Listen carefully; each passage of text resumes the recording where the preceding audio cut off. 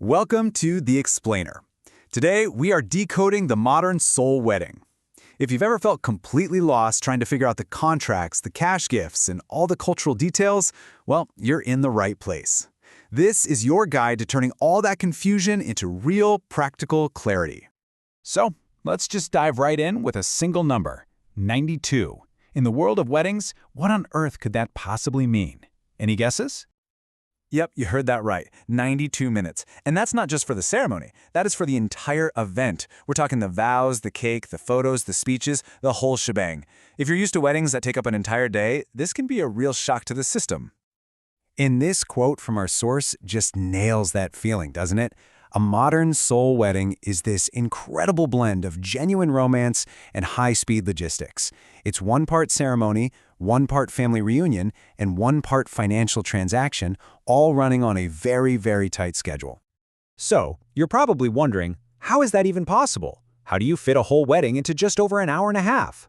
Well, let's break down how this 92-minute wedding machine actually works. The day itself follows this surprisingly predictable, streamlined pattern. It actually starts months before, with a big pre-wedding photo shoot.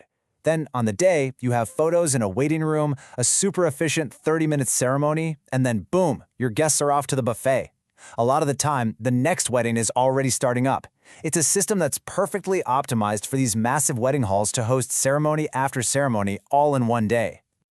And here's the crucial thing to understand. You can't fight the schedule. It's the hall's business model, plain and simple. So your real power isn't in changing the structure, but in finding ways to place your own meaningful moments inside of it. You know, a quiet word with a friend in the waiting room, or a really personal vow during the ceremony. That's how you make it yours. Okay, let's switch gears and talk about money.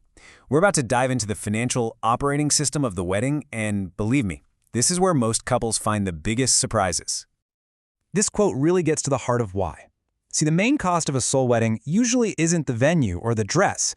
It's the number of people you invite, because you're paying a set price for every single guest's meal. Which brings us to what is probably the single most important financial question you're going to ask. Your guest list stops being just an etiquette question. It becomes a direct financial decision. There's literally a price tag attached to every single name on that list. To help you out, our source came up with this really smart, quick checklist. You ask yourself things like, will this person be genuinely hurt for years if I don't invite them? Or, do we actually keep in touch?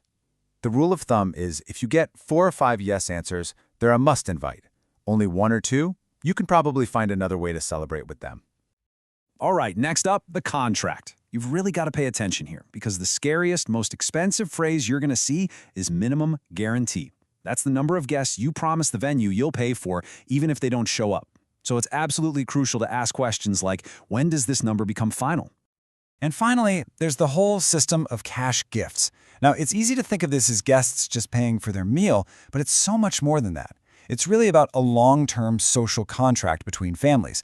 It's not uncommon for families to keep these detailed ledgers, tracking who gave what to make sure everything is paid back at future events, sometimes over decades. It's like a whole conversation being held in banknotes. So, once you've wrapped your head around the schedule and the money, there are 2 other massive areas you've got to navigate. First, the deeply important expectations of family. And second, the surprisingly separate process of all the legal paperwork. When it comes to family etiquette, especially something like the traditional payback bowing ceremony, here's the key takeaway. A sincere heart is way more important than perfect choreography. Showing genuine respect is what they'll remember, long after they've forgotten about a slightly clumsy bow. Now this slide. This is a huge one, especially if you're an international couple. In Korea, the wedding ceremony and the legal marriage are 2 totally separate events. The wedding, with the dress and the rings, happens at the wedding hall. But the legal part, what actually makes you married, that happens with a ballpoint pen at the local district office. Knowing this distinction is absolutely critical. So, okay, after understanding the timeline, the finances, and the culture, how do you take all of this and still make the day feel like it actually belongs to you? At the end of the day, the goal isn't to have a perfect wedding. It's about having an intentional one. It's about understanding the system so you can navigate it wisely, and knowing that having a few small, honest conversations right now can save you from some pretty big regrets later on. And that brings us to our final point, which is really a call to action. Don't just listen to all this and file it away.